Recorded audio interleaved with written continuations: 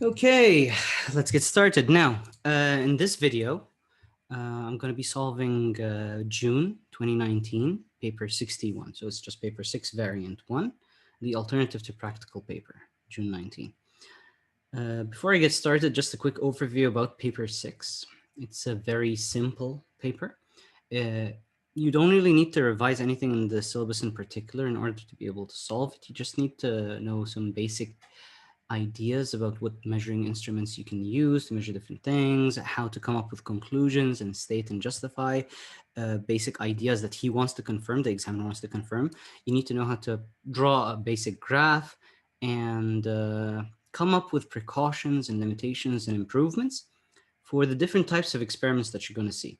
So in this particular paper, paper 6 in general, you usually have 4 to 5 questions to solve. One of them is a guaranteed graph question that you're going to draw. And the other is going to be a guaranteed planning question where you have to plan an experiment out following the guideline that the examiner himself is going to give us. So it's quite simple. Let's just get started right away. So this is June 19. I did say that before, right? Yes, I did. Okay, so anyway, first question. Student is determining the weight of a meter rule using a balancing method. Figure 1.1 shows the apparatus. So you've got a ruler here, a pivot, a load on the 90 centimeter mark. He's marked a couple of distances in this 50 centimeter mark, probably because the weight of the rule is what's going to balance this rule now. Note the pivot's not the center. So the student places the meter rule on the pivot. Most of the time, and this is something I want to say, most of the time he's just going to give me a bunch of instructions as to what the student has done in the experiment itself. And it's mostly meaningless to us. Like, it's not really going to help us solve the question properly. It's just giving you an idea of what's going to be in the experiment, what the student has gone through to get all these readings for us and give us the table, what that we're going to use later to probably draw a graph or something. So, but anyway, let's go through it. He places the load P on the meter rule at the 90 centimeter mark. Keeping the load P at the 90 centimeter mark, he adjusts the position of the meter rule on the pivot so that the meter rule is as near as possible to being balanced. That was a mouthful. He records the distance A from the 90. He records the distance B from the 50 centimeter mark. He repeats the steps, placing the load P at the 85 and 80 and 75 and 70 marks. Oh God, help us. The readings are shown in table 1.1. Finally, he's given us the readings. I've done nothing so far. Plot a graph of A on the y-axis against B on the x-axis. You do not need to begin your axes at the origin 0, 0. So thanks for that, man. Note what's on the x and what's on the y-axis. Immediately label the axis. It's literally worth a mark, so don't lose them. Lose that mark, I mean. So B/CM. And now let's start plotting. Now, before I plot anything, I kind of want to take a look at the values again. The values of A start at around 10 and end by 21 or 22. B's values start at around 9 and they end by 19. So around 20 or so. So if I were to plot a graph of A, I would probably go like this. Let me zoom in just a bit so I can see the lines properly. I would probably start at 10.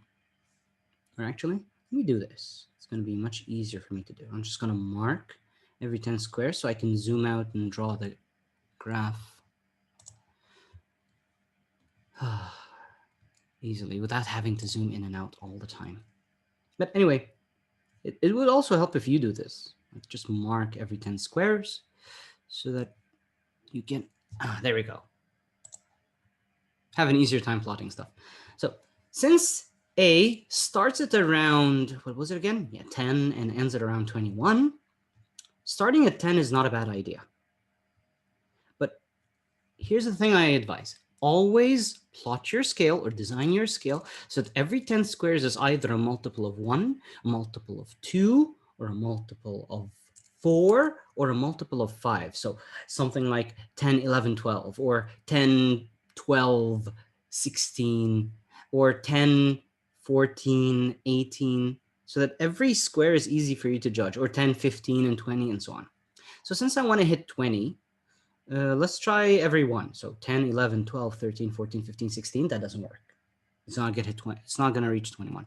So probably every 2. So 10, 12, that'll probably work. 14, 16, 18, 20, 22. So it definitely hits 21. That's fabulous.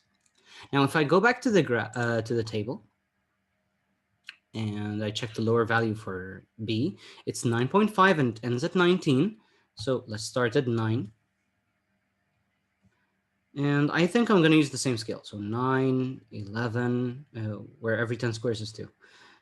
13, 15, 17, 19. There we go. We actually hit what we want to hit. It's 19.1. And this is 21. And now let's start plotting the points. Now, piece of advice, when you plot your points, use either a cross or a dot with a circle. Do not just like bore a hole through your paper, and don't just like leave a dainty little dot in there that won't be seen by the examiner. So I prefer using crosses. The examiner usually prefers using crosses too, so we're just going to use that. So let's just plot a point first. So let's start with the lowest value, so 9.5 and 10.5. I'm going to zoom in so I can see clearly. So 9.5, this is 9, this is 10, by the way. So 9.5 is here. This is 10 and this is 11. So 10.5 is here. So this point is right here in the center. This is fine. If you plot this slightly higher or slightly lower, slightly to the left or right, as long as you're within the space of like a square or half a square from this original point, you're absolutely fine. Okay, so with the magic of editing, or like pausing and resuming the video, I'm gonna plot the entire graph right about now. Haha. See, I snapped my fingers and the graph has been plotted automatically. Magic. No, obviously not magic, but anyway. Now that you've plotted your points as accurately as you can, you need to draw the line of best fit. The line of best fit is just a nice, long, straight line. It's colored red. A nice, long, straight line that tries to go through as many points as possible and tries to balance the number of points above and below it. But here's what I advise. Try to always start your ruler by placing it on the very first and last point. And take a look at the points above and below the line. If you see that they're kind of balanced like they are now, you've got like a point above and a point below, then that's absolutely fine. So I like this one. So I'm just going to extend the line as well to the edges of the graph paper. And there we go. That's the line of best fit. Now, moving on. Determine the gradient G of the graph. Show clearly on the graph how you obtain the necessary information. So I want to plot the, calculate the gradient. Now, the way you calculate the gradient is by picking a couple of points from your graph line and using the equation y2 minus y1 over x2 minus x1, which is the y coordinate minus the second y coordinate and so on, over x coordinate minus x. You'll figure it out right now. So I actually need to pick 2 points first. Now, what do I pick? Piece of advice, always pick 2 points that are as far apart as possible. Like, always pick 2 points that are as far apart as possible. And here's where my laziness comes in. Now, there's a reason why I first extended the graph and second passed through these 2 points, the first and the last point, because if I can use these points if they're perfectly on the line, and they are because I intentionally ran the line through them. So I'm just going to use the first and the last points. I intentionally did that so I can have an easier time of calculating the gradient. So anyway, my y2 is that 21 and y1 is 10.5. So 21 minus 10.5 divided by x2 minus x1. So 19.1 minus 9.5.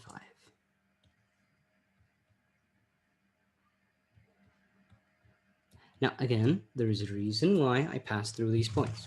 Okay, so I'm pulling out my calculator now, and 21 minus 10.5 divided by 19.1 minus 9.5. That gives me 1.09. 1.09. That's it. Easy peasy. But wait, there's something you forgot. What did I forget? Yeah. Show clearly on the graph how you obtain the necessary information. Now, what do you do with that?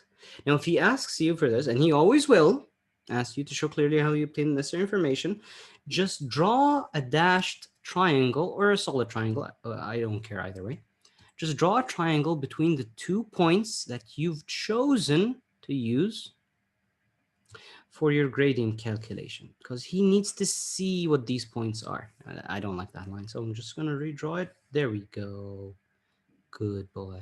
There we go. So you just draw a triangle between these 2 points. That's pretty much it. Boom. Calculate W1 using the equation W1 equals G times P. Remember, this is our G, so times 1. I don't think I need a calculator for that. I hope I don't. So 1.09 newtons, because that's 1.09 times 1. Units newtons. Anyway, moving on. So just one practical reason why it's difficult to obtain accurate readings for A and B in this type of experiment. Now, the problem with this type of experiment, balancing experiment, is that it's actually really hard to balance the rule in the first place. Meaning, just the idea of placing this ruler on a pivot and trying to balance it, and it'll keep slipping, and the load itself will keep slipping off of the rule itself. All of that is really hard to actually do. So that is the reason why in balancing experiments like this one, the main difficulty is actually getting the rule to balance in the first place. So you could say something like it's difficult, to properly balance the rule in the first place, or getting it exactly or perfectly balanced. It's very hard. You could also mention something like the loads themselves slipping off of the rule. You can mention something like the rule itself slipping off of the pivot. So that's easy. Next. This unit measures the mass of the rule on a balance. Write down the mass to the nearest gram. So since this is 112.65, so I would round that up to 113 nearest gram. Calculate the weight 2 using W2, which is mg. So m, which is 113 times 10, but wait a minute.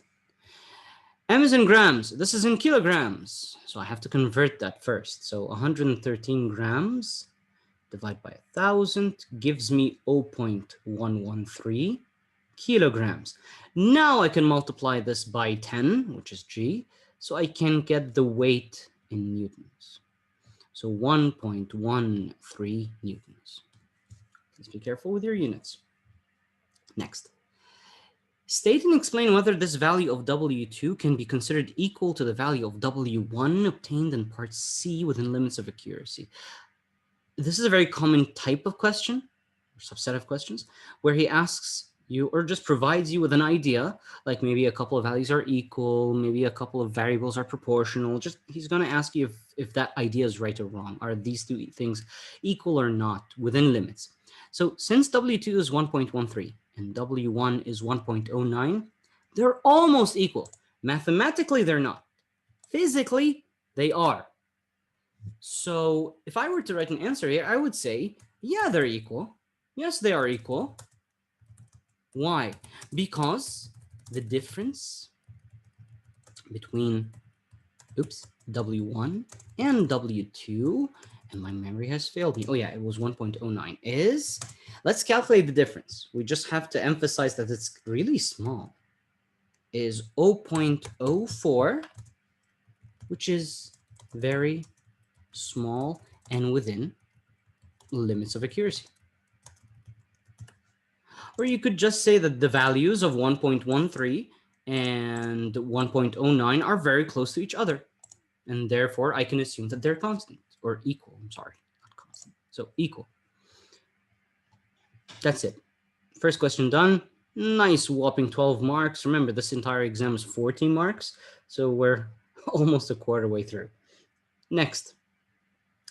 The student is determining the resistance of a resistor wire. The circuit is shown in figure 2.1. So you got a supply, a resistor wire of sliding contact connected to a voltmeter in parallel to this particular section. And ammeter is way over there. Record the current I is shown on the ammeter. So this one's easy. Let's just zoom in a bit because I can't see. What is this? 0.4, and this is 0.5. So this is 0.42, 4.6, 4.8. This is somewhere in between. So this is 0.47. So 0.47. And let's not forget our units, please. A very common mistake a lot of students make is this, that they forget their units. Try not to forget your units, please. You may lose marks for that. Anyway, moving on. Student places the sliding contact C at the distance of 20 centimeters from B. She records the potential difference and the snooze fest will begin. She repeats the procedure using 14, 16, 80, and 100. All the readings are shown in figure 2. In table 2.1. Finally, here are my instructions. Calculate and record in table 2.1 V over L for each value of L, and then complete the column headings. So basically, she just changed the length that the voltmeter is actually parallel to, and she measures the voltage. Good job, woohoo. So let's calculate V over L for each. So that's 0.5. I'm just going to run this by you guys once. So 0.5 divided by 20. You do this for each single cell. So 0.5 divided by 20. This gives you 0.025. And then you repeat the same thing here. This will be 0.92 divided by 40. So 0.92 divided by 40. This gives me 0.023. And with a little bit of magic, you're going to see all the values show up now. So all the values are done. We have all the values calculated. Let's save that so I don't lose them. And complete the column heading V over L. Since this is V, or potential difference, or voltage, divided by length in centimeters, so that will be voltage per centimeter. And there you have it. Next, look carefully at the values of V over L. I'm looking. Take the box, sorry. I'm taking the box to show your conclusions from the results. So let's look at the choices. He says they could be approximately constant. It decreases as V increases. It increases as V increases, and there's no simple pattern. But if you take a look, they're all kind of the same, like 2.5, 2.3, 2.7, 2.6, 2.4. They almost all average around 2.4 to 2.5. So it's basically the same thing. So I would say, yeah, these values all look to be constant. Why? Because all these values are super close to each other. The differences between them are really small and, you guessed it, within limits of experimental accuracy. So I would say because the values are very close and within limits of accuracy, or the difference between them is very small and within limits of accuracy. Cool. Moving on. Calculate the resistance of 100 centimeters of the resistance wire using the equation R equals V over I, where V is the potential difference across the 100 centimeter. This is going to be kind of important, of the resistance wire. Use the value of I from part A. Give your answer to a suitable number of significant figures and include the unit. If you're ever confused about how many significant figures you should use, 3 is a very, very safe number to use, by the way. Like in general, if you're solving almost anything in paper 6, even paper 3 or 4, and you don't know how many significant figures you should stop your answer at, just write it down to 3 significant figures. You'll be safe. It's a very safe number. So let's look at the voltage at 100. That would be 2.4. And the current is 0.47. So I have a very limited short-term memory. So V over I. So that would be 2.4 divided by, let's go back to the current because I forgot what that was, 0.47. 0.47. This gives me 5 point. Here's the thing. My calculator shows 5.10638, blah, blah, blah. How many significant figures? You can stop at either 2 or 3. I have a personal preference to 3. I don't know why, but there we go. And let's not forget the unit. That will be ohms. You can write it down in letters if you want to, but I like this. Omega. Ooh. Now, anyway, next. In this type of experiment, it's sensible to keep the temperature of the resistance wire as close to room temperature as possible. So just one way to minimize the rise in temperature. Now, keep in mind, just remember from our theory classes that the higher the temperature of a conductor is, the greater its resistance. And we don't want the resistance to change because of the temperature. We want the resistance to change, if we wanted to, because of the length of the wire that we're measuring. So we need to keep the temperature constant. The way we do that is either by switching off the circuit between readings, because this gives the circuit time to cool down between readings. You can either say that, or you could say something along the lines of use very low currents. Because if the current is pretty low, even if I don't switch off the circuit, the low current won't have enough of a chance to, or enough time to heat up the circuit significantly. So just keep the current low. Draw the symbol for a variable resistor. Thrilling. Just, the resistor with an arrow through it. That was a challenge. No, it wasn't. We're halfway through the exam. Woohoo. Okay, let's move on. So a student is investigating the rate of cooling of water under different conditions. A greater rate of cooling occurs if there's a greater change in the temperature during the same period of time. Figure 3.1 shows some of the apparatus. Okay, so he's got a thermometer placed in a beaker of hot water with a lid and a clamp and stand holding the thermometer. And the thermometer shown in figure 3.2 shows the room temperature, theta R. At the beginning of the experiment, record this temperature. So let's zoom in. That would give us 24. I had a student once who asked me, he was like, I don't have the ability to zoom in. Oh, you can move closer to your paper. That's how you zoom in real life. Oh yeah, and there was this one time where I was, oh gosh, so that's an embarrassing story, but I was teaching a class and a physical class, and I had the smartboard or the projector running, and I had my iPad connected to the projector. So whenever I wanted to zoom in, I would obviously, like use my fingers to gesture and zoom in on my iPad and such. There was this one time when I kept trying to zoom in by swiping my fingers away from each other on the board itself. It was very amusing for a moment there. And then my brain just was like, what are you doing? Anyway, that was a stupid, silly story. Let's go back to solving the paper. So the student pours 200 centimeter cubed of hot water into the beaker. She records the temperature of the hot water at time t equals 0, and she immediately starts the stop clock. And she continues recording the time every 30 seconds. That's another snooze fest, but she is explaining what she's done to perform this experiment. So basically, every 30 seconds, she would measure the temperature of the beaker. The student repeats the procedure using a metal can, painted black, in place of the beaker. The readings are shown in both tables. So complete the column heading. So that's easy. The time was measured in seconds. She mentioned that before.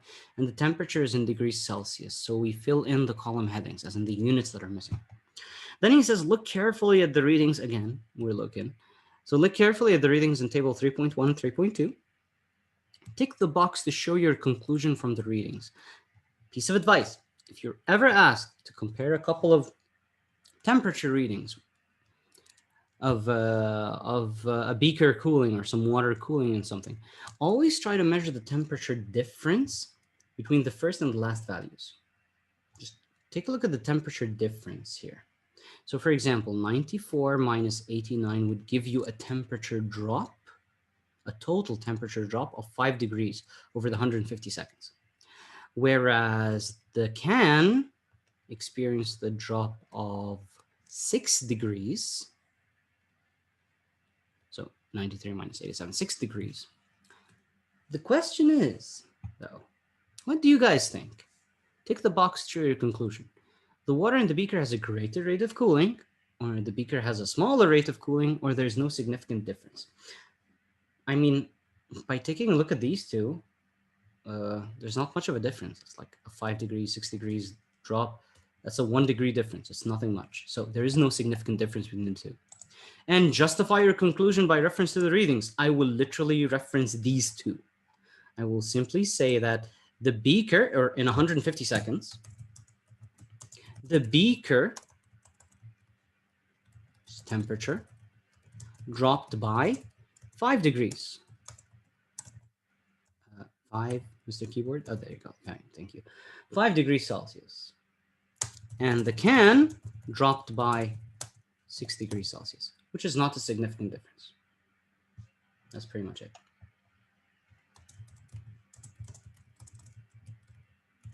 Significant difference. Boom.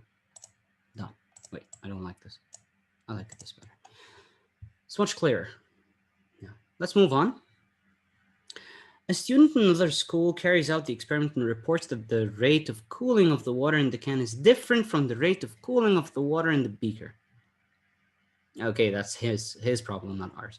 He plans to change the experiment to find out whether this difference in the rate of cooling is caused by the matte black surface of the can being a better radiator. So is this a thing with the surface of the can? Then the shiny surface of the beaker. So he wants to investigate only the colors of the surfaces. Or whether it's because the metal of the can is a better conductor than the material of the beaker. So he wants to compare materials. You see, the problem with this particular experiment is that he only had two containers. A shiny beaker,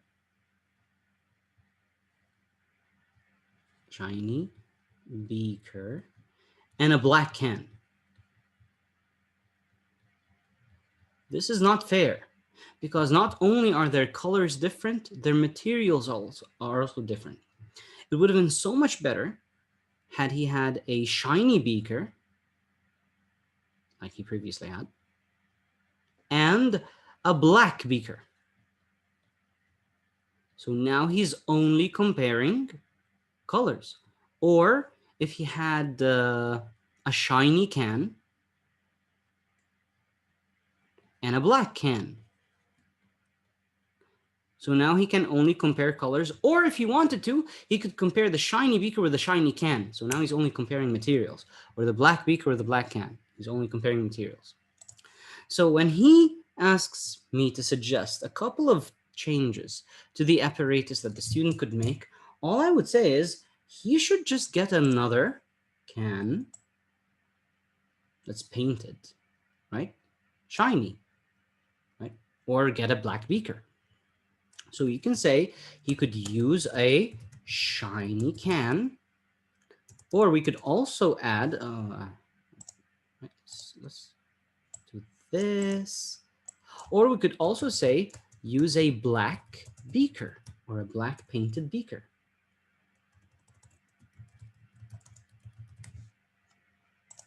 That would be so much better. So that if he wants to investigate materials, he can. If he only wants to investigate the colors, he can. Next. So just two variables that should be controlled in order to make the experiment a fair test. Whenever he mentioned control, he simply means what should be kept constant. Now, a couple of answers that are always safe when it comes to heat would be to keep the room temperature constant. That's always safe. And to keep the same, or use the same initial temperatures of the experiment. But in an experiment like this, where he had some water, you could also use the same volume of water. That will be also fine. But the safest answers are usually just these. Use the same room temperature, use the same initial temperature or starting temperature of the water, obviously. State one precaution you would take in order to record accurate temperature readings. So, you know, stuff like looking perpendicular to the thermometer. That would be good. You can also stir the thermometer, stir the water using the thermometer. You obviously don't stir a thermometer. You could have the thermometer not touch the beaker. This is an important thing. This is an important point. If you notice, he's drawn the thermometer like floating, not floating, just hanging there in the middle of the water. He can't let the thermometer touch the beaker because if it does touch the beaker anywhere, you're now not measuring the temperature of the water correctly. You're measuring the temperature of the beaker, which might be different. So you don't want that. So anyway, I'm just gonna go for the bog standard look perpendicular to the thermometer to avoid parallax error. This one's easy. Okay, I think this is the last question.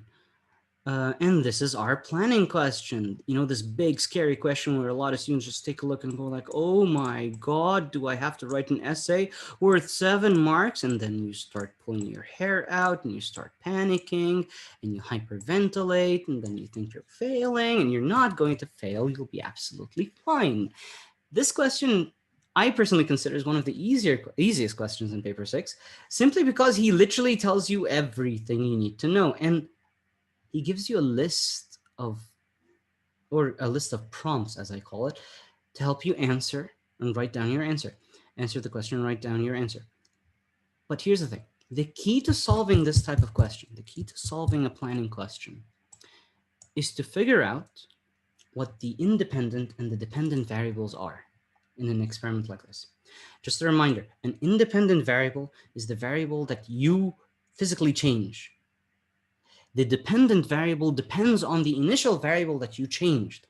For example, the time taken to heat a cup of water depends on the volume of water you put in.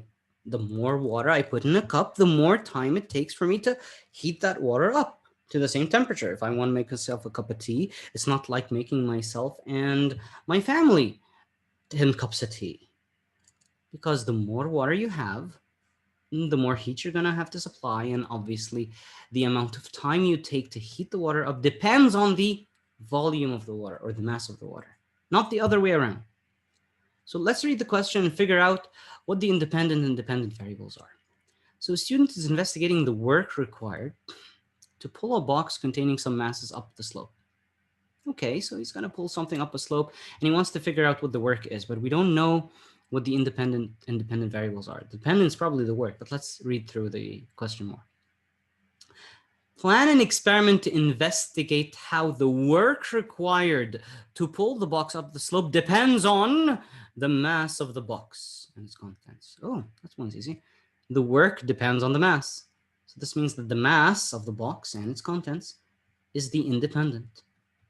And the work required is your dependent. The work depends on the mass of the box, which makes sense. The way I imagine it, the more stuff I put inside the box, the more work you'll need to exert to pull that box up the slope. Makes sense. Okay, so now that we have the independent and dependent variables, another important thing to note in your head before you even continue this, continue reading this question. How are you going to measure these things? How are you going to measure work? Well, work is force times distance. So we need some way or some instrument to measure force and some instrument to measure distance. So force is measured using a force meter or a Newton meter. And distance is obviously going to be measured using a rule or a ruler. And how are you going to measure mass? Well, that one's easy. You're going to measure it with a balance. So the way I want you to visualize this experiment working is this. Here's the apparatus. He's set up the apparatus for you. He has this box with a string and some masses along the side. And this board is lifted up by a few blocks. This is all good and dandy. How am I going to do this experiment? Well, first I'm going to weigh the box with the mass inside using the balance so I can get the mass. I'm going to plop it on the board, attach our Newton meter here, or our spring balance here, or force meter here. And I'm going to start pulling this force meter. Let's label this force meter. And as I pull it, I'm going to be pulling this up the box, pulling the box up the slope a certain distance. Yay. So I'm going to measure the force that I use to pull the box up with the force meter, and I'm going to measure the distance using a ruler. I've measured everything I need to measure. Now that I have the mass of the boxes and the contents, and I have the force that I needed, and I have the distance, I can calculate the work, and now I have one set of readings, like a certain mass and a certain equivalent work done. What do I do next? I repeat the experiment for all the other weights or masses that I have. Usually the way these experiments work is that I repeat this experiment for different masses, up to 5 different masses. So for example, I plop in 10 grams into the box. Then I plop in 20 grams, and then 30 grams, and then 40 grams, and then 50 grams. So that I have 5 different readings of mass and their eventual equivalent values of work in joules. The reason we do all this is to eventually plot a graph that allows me to investigate the relationship between the two quantities. Now, let's go back and read the question because I want to show you how to use the question itself to answer, to write your answer properly. So the following apparatus is available to the students. They have a wooden board, a box with a length of string attached, a selection of masses that fit in the box, a meter rule, and a balance. It's great. In your plan, you should list any other apparatus you would use. Oh yeah, we already mentioned we kind of need the force meter. So We're going to answer this question first. We need the force meter. Explain briefly how to carry out the investigation, including measurements you would take. You always have 3 steps here, okay? You measure the independent. You then measure the dependent, like explain the steps, write down the steps you need to measure the dependent. In this case, it's how do you measure the force, how do you measure the distance, and you're pulling this up. And then you change your independent and repeat the experiment like for the other masses and such. Okay. Key variables to control. Remember, I said control means what do you keep constant? What do you not change? So what would I control here? Well, I kind of have to use the same distance because it would be unfair if I pull at different distances. That would be unfair when it comes to the work. Second, I kind of need to keep the slope at the same angle because if the slope is any steeper or shallower or lower, when you're pulling this box up the slope, you would either need to exert more work if the board is steeper or less work if it's less steep. So you kind of need to keep the angle the same. That's pretty much it. You don't need to mention more than a couple of control variables anyway. Draw a suitable table with the column headings to show how you display your readings. You're not required to enter any readings in the table. So it's just the column headings. Just this thing over here, up here. This is what we want. That's all. The quantity with their unit, quantity with the unit, quantity with the unit. Assuming you know the number of quantities you have. We're going to write down the answer in a bit. And finally, how would you use the reading to reach a conclusion? This is almost always plot a graph of whatever independent you measured on the x-axis and the dependent on the y-axis. And we'll just plot these two so we can investigate. So in this case, the mass is going to be on the x-axis and the work is going to be on the y-axis. Sometimes you can just get away with mentioning, compare how the work done changes with the mass. But you have to write down the work in the table, which we'll do in a bit. So you either say, plot a graph of the independent on the x and the dependent on the y. And when it comes to the table, or you can, if you've written down work in the table, which I will, you can instead say, compare the values of work to the values of mass that you've measured. You may add to the diagram if it helps your explanation. You can leave this sketch of the force meter and the distance here. So you don't have to like explain it. We don't really need anything. So let's type down our answer. No magic here, okay? I just want to type this down slowly. So remember, first he asked me, what additional apparatus do I need? So we need a force meter is needed.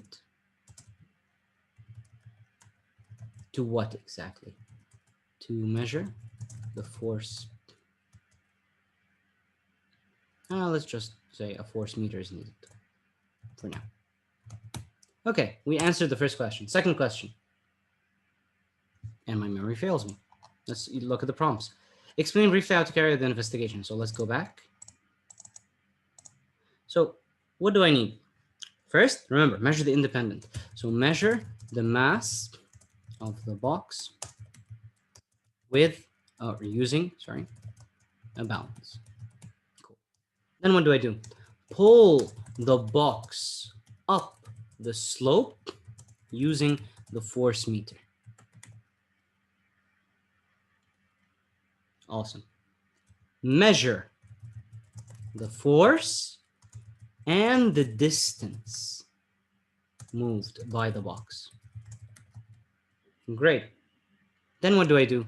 Repeat the experiment with different masses. If you want to add anything extra here, I would say with, I don't know, 4, 5 different masses. So you have like 4 to 5 different points that you could plot on a graph and possibly get a good straight line, but that's irrelevant for now.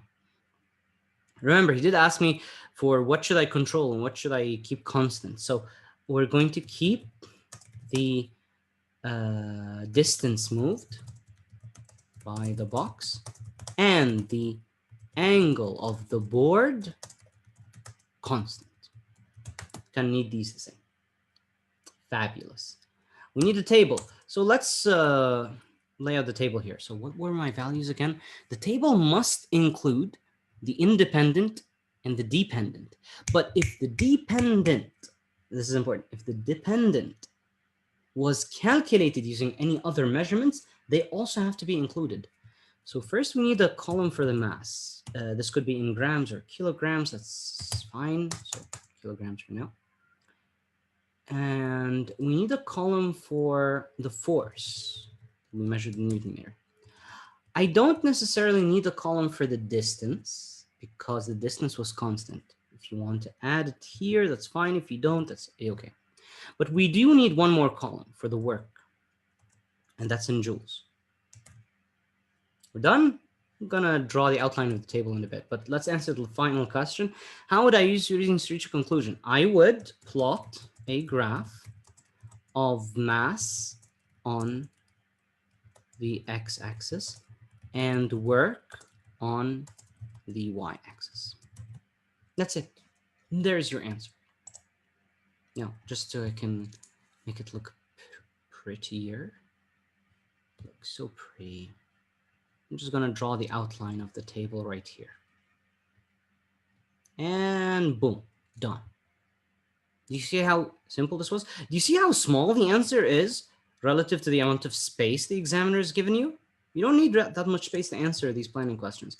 Just follow the prompts. Remember, step number 1, figure out what the independent and dependent variables are and kind of think about them a bit. Think about how you're going to measure them and how you're going to change the independent. And then just follow through with the prompts. Sometimes the question will ask you to draw a diagram, sometimes it won't, but it depends on the question. And your diagrams don't have to be artistic or like perfect in any way, shape, or form. As long as they're labeled, they'll get the point across. Anyway, I hope you found this useful. Have a lovely day. Goodbye.